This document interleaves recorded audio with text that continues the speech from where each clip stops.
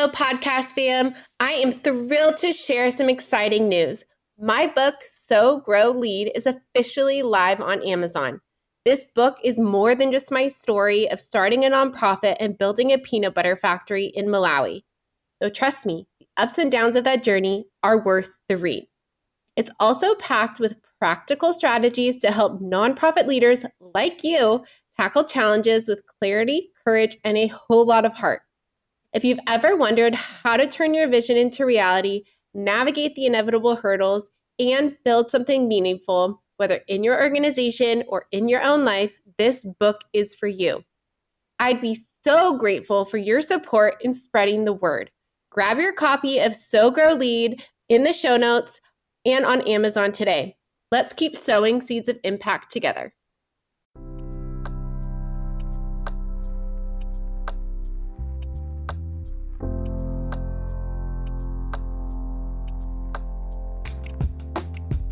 Hello, everyone. This is Haley Cooper with Lead with Heart podcast, and I am so excited to be here today to really kick off this series. We are going to, on this podcast, be sharing stories of leadership, of empathy, of courage. And I just want to say that leaders are at every level of the organization. So we're going to hear from a wide array of nonprofit leaders and professionals. But before we get started, I really wanted to share a little bit about me and what my mission is. My mission is to help empower, elevate, and engage nonprofit professionals to build thriving careers and organizations. I'm a certified stress management coach, certified fundraising executive, but most importantly, I am a recovering nonprofit burnout survivor. Now, I know from personal experience as a nonprofit professional and leader, it can be really lonely and you can feel alone. This is why I wanted to start this podcast, because I wanted to create a space for us to come together and know that we are not alone. So many of us are stuck in this negative cycle of compassion fatigue, overwork, and reactivity. We're used to sacrificing our own health for our own mission, and incredibly talented and caring professionals are leaving the sectors in droves. And it does not have to be this way. We are doing really important work. So we are going to talk about stories that will help you transform your burnout into blossoming, transform the cultures of your organizations, and your own personal and professional growth.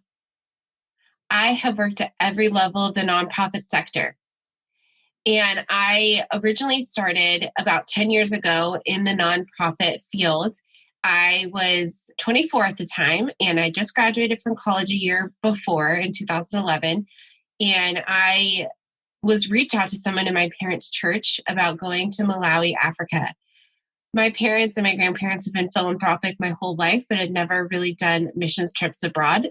They were more local philanthropists, and I immediately felt called to go. My parents thought I was crazy, but I was like, nope, this is what I'm doing. I'm going to go to Malawi, Africa. So I went on a missions trip in August of 2011. And just felt my eyes were just opened and my life was changed forever.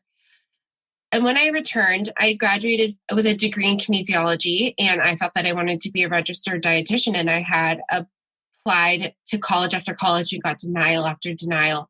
And I really came to this place of asking God, and I was just like, God, tell me what you want me to do. Tell me this next step for my life.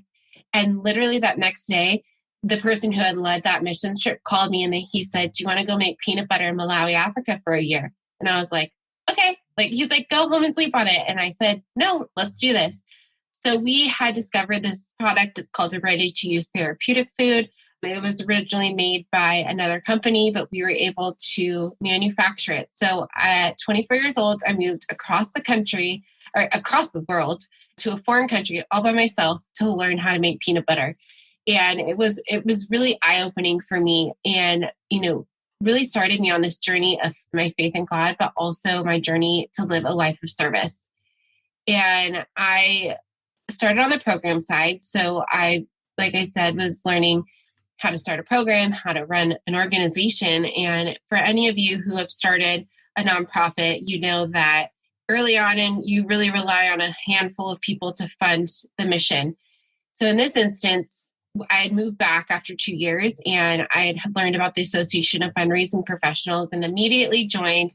I did their mentorship program and had a wonderful mentor who really taught me the ins and outs of how to build a successful fundraising program. And I now sit on the board of AFP and have for the last couple of years. But it really was a pivotal moment for me to really launch into fundraising as a career. And for any of you, you know that most people don't go into nonprofits or think they'll end up as fundraisers, but here we are today, 10 years later. And from that nonprofit, I've served as a frontline fundraiser, a nonprofit executive, an executive director, a board member, and I have experienced the array of factors that lead to burnout on an individual and organizational level. So I have been there, right there with you.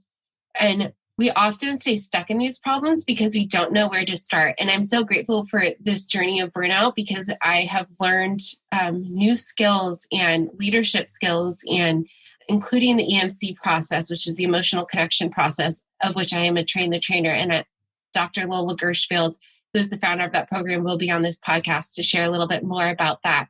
But in January of 2022, I decided to step away from my full-time position as a frontline fundraiser, as a director of development, because I had a 2-year-old and a 5-month-old. And as you know, as a frontline fundraiser, you are often required to be on call 24/7. And I felt like I had to be there for donors no matter what, whether that was at 7 a.m. or in the evenings. And that just was no longer a part of my values or where my priorities were at this moment. And it was really hard to leave that position because I really liked the leader. And he'll actually be on the podcast as well to share his leadership style, because I think it really transformed the organization from a scarcity mindset to an abundance mindset and building trust-based relationships. However, I decided to start my own consulting and nonprofit business that really helps focus on building systems, both internally and externally, to help prevent burnout and also drive more revenue. As nonprofits, like I said before, people are leaving organizations. I think for a nonprofit leader and a fundraiser, the tenure is about 2 years, even less. And we're not taking time to invest in our staff. And our relationships with our donors are hurting. Our relationships with the community and what we're trying to achieve is really hard if we're not first taking care of our people, because our people at the end of the day are a part of the community. And there's a common thread that runs through the nonprofit field. We don't take care of ourselves because we don't believe we have the capacity to. We're so worried about taking care of the needs of other people that we forget to take care of the needs of ourselves. And we don't even know, we pass them up. We don't even know what they are until it's too late. And I will say burnout is an emotional issue. However, when you are so burnt out, it can come out into physical manifestation. And I have seen that within myself and with other people within the nonprofit space. And we get the message, whether it's spoken internal or external, that we have to run ourselves into the ground to serve our mission. Like I said, I felt as a director of development and leader that I had to be on call all the time for my board members, for my donors, for my staff. And even if you don't consider yourself a leader, I think leaders can be at any level of the organization. I want to create this space where you have a voice and ability to make change at your organization and within the nonprofit sector as a whole. You are a leader and you deserve to have your voice heard.